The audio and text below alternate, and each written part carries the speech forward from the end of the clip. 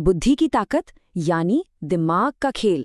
आज के इस विश्लेषण में हम एक ऐसी जबरदस्त और मजेदार कहानी पर बात करने वाले हैं जो दिखाती है कि कैसे सिर्फ अपने तेज दिमाग से आप किसी के भी शारीरिक बल और घमंड को चकनाचूर कर सकते हैं। सच में ये सिर्फ एक आम लोक कथा नहीं है, बल्कि किसी भी गलत सिस्टम को मात लेने का एक एब्सोल्यूट मास्टर क्लास है। हम देखेंगे कि कैसे थोड़ी सी एजुकेशन और सॉलिड स्ट्रैटेजी किसी भी भ्रष्ट व्यवस्था को उसी के खेल में हरा सकती है। ये सफ़र सच में बहुत ही एक्साइटिंग होने वाला है। तो चलिए बिना किसी देरी के इस कहानी में चलते हैं। चलिए इसमें थोड़ा गहराई से उतरते हैं। कहानी के मेन विलन जमींदार बलवंत सिंह को ही ले लीजिए।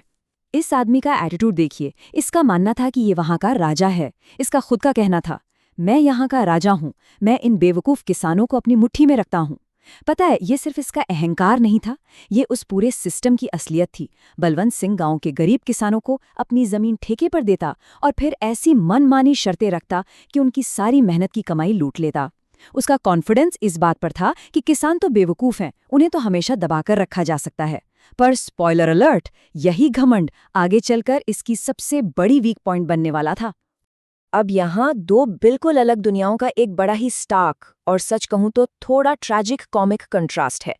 एक तरफ है बिरजू, बेचारा गरीब किसान जो जिंदा रहने के लिए लिटरली अपना खून पसीना एक कर रहा है, चिलचिलाती धूप में जान लगा रहा है ताकि थोड़ा अनाज उगा सके। और दूसरी तरफ है हमारे जमींदार बलवंत सिंह और उनका प्रिविलेज।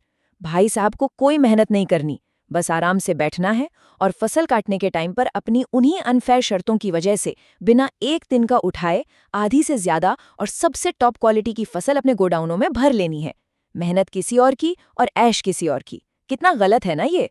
लेकिन देखिए, हर जबरदस्त कहानी में एक टर्निंग पॉइंट जरूर होता है, और हमारी कहानी में ये टर्निंग पॉइंट है लाली की एंट्री।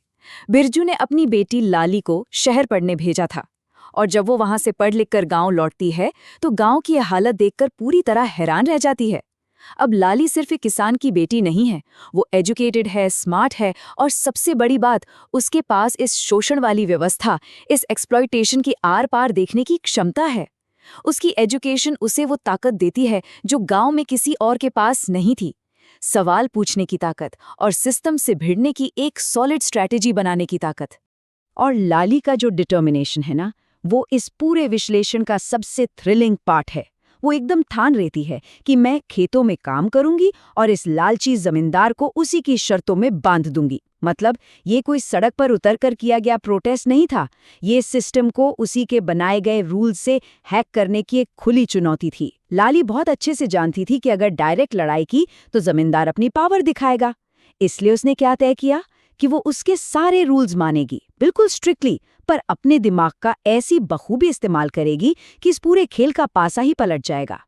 अब यहाँ जो चीज़ सबसे ज्यादा दिलचस्प है ना, वो ये है कि ये आगे आने वाली दिमागी युद्ध के 3 एपिक सीजन्स दिखाता है। ये कोई एक रात का किस्सा नहीं है, ये 3 अलग अलग मौसमों में लड़ी गई दिमाग की एक तगड़ी लड़ाई है। सीजन 1 पहली शर्त, सीजन 2 दूसरी शर्त, और आखिर में सीजन 3 सबसे बड़ा जाल। जमींदार हर बार अपनी शर्तों को और टफ करता जाएगा, और ये देखना सच में कमाल का है कि कैसे लली उसकी हर एक चाल को धूल चटा देती है। तो चलिए सीधे चलते हैं सीजन 1 यानी इस पहली शर्त की तरफ। तो पहली शर्त का सेटअप कुछ इस तरह से है।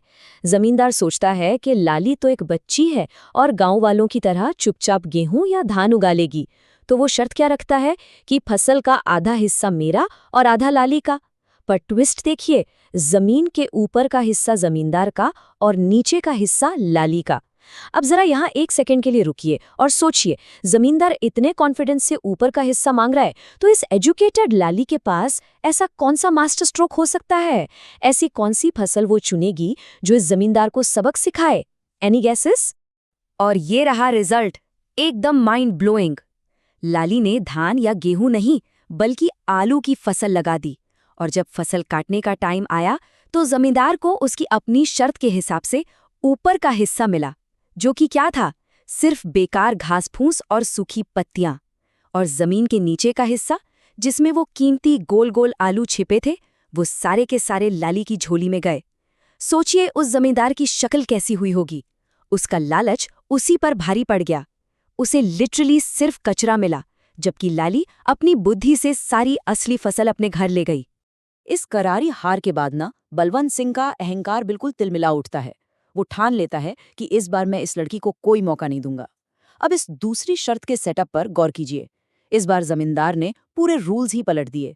वो कहता है, ठीक है, इस बार जमीन के नीचे का हिस्सा मेरा और ऊपर का लाली का। उसे लगा कि ये लड़की शायद फिर से आलू या मूंगफली जैसी कोई चीज लगाएगी और वो सारी फसल ले जाएगा। अब यहाँ सवाल ये आता है कि इस बिल्कुल नए और डेंजरस जाल से लाली खुद को कैसे निकालेगी। और ये बात बहुत ही शानदार तरीके से दिखाती है कि लाली की अडेप्टेबिलिटी कितनी जबरदस्त है। उसने तुरंत अपनी स्ट्रेटेजी बदली और इस बार लगा दी गेहूं की फसल। नतीजा, शर्त के मुताबिक जमीन के नीचे का हिस्सा गया जमींदार के पास, मतलब वही सूखी मिट्टी और गंदी जड़ें, और जमीन के ऊपर का हिस्सा जो पूरी तरह से सुनहरी हेल्दी गेहूं की बालियों से लदा हुआ था, वो सीधा लाली के पास आया। लगातार दूसरी बार जमींदार अपने ही बुने हुए जाल में बुरी तरह फंस गया और लाली ने एक बार फिर अपनी ब्रिलियंस साबित कर दी। अब आता है इस कहानी का तीसरा और सबसे ड्रामेटिक फेज। जमींदार बलवंत सिंह अब पूरी तरह से भौंकला चुका है। वो अपनी पावर का सबसे क्रूएल रूप दिखाता है और अपना सो कॉल्ड ब्रह्मास्त्र छोड़ता है, एक ऐसा जाल जिसे काटना टेक्निकली नामुमकिन लगता है। शर्त ध्यान से सुनिएगा। फसल के ऊपर का हिस्सा जमींदार का, नीचे का हिस्सा वो भी जमींदार का, और लाली को क्या मिलेगा? सिर्फ बीच का हिस्सा। मतलब इस शर्त को सुनकर तो किसी के भी होश उड़ जाएं। भाई, ऐसी कौन सी फसल बनी है जिसमें ऊपर भी कुछ ना हो, नीचे भी कुछ ना हो और सारा का सारा माल सिर्फ बीच में हो? और ये रहा आखिरी और सबसे मजेदार पंचलाइन। लाली ने इस बार क्या चुना? गन्ना, शुगरकेन। शर्त के हिसाब से जमींदार को मिला ऊपर का हिस्सा, यानी गन्ने की सूखी बेकार पत्तियां। नीचे का हिस्सा भी उसी का था, यानी मिट्टी में सनी हुई वही फजूल जड़ें। और लाली की किस्मत, बीच का वो पूरा लंबा, रसीला, मीठा और सुपर वैल्यूएबल गन्ने का तना। लिटरली तीसरी बार इस ओवर कॉन्फिडेंट जमींदार के हाथ सिर्फ और सिर्फ कचरा लगा। उसका ईगो पूरी तरह से क्रश हो गया था। वो बेचारा तो एक शब्द भी नहीं बोल पाया होगा। आइए देखते हैं ये सब कैसे जुड़ता है और इसका एक बड़ा ही सैटिस्फाइंग समरी कैसे निकलता है। रूल ऑफ 3 देखिए यहाँ पे। जमींदार ने बार बार शर्तें बदली। पहले टॉप हाफ मांगा, फिर बॉटम हाफ मांगा और आखिर में टॉप और बॉटम दोनों मांग लिए। लेकिन लाली, उसने हर सिंगल टाइम अपना गेम लेवल अप किया। पहले आलू, फिर गेहूं और आखिर में गन्ना चुना। इस पूरे चार्ट में जमींदार के अहंकार के मिटने की और उसके कंप्लीटली डिस्ट्रॉय होने की कहानी साफ नजर आती है। It's just brilliant. सच कहूं तो इस बुरी हार ने ना बलवंत सिंह के दिमाग के सारे जाले साफ कर दिए।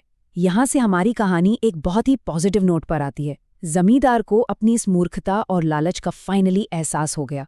उसे समझ आ गया था कि चाहे आपके पास कितनी भी पावर हो, स्मार्टनेस और ईमानदारी के आगे आपकी मक्कारी नहीं टिक सकती।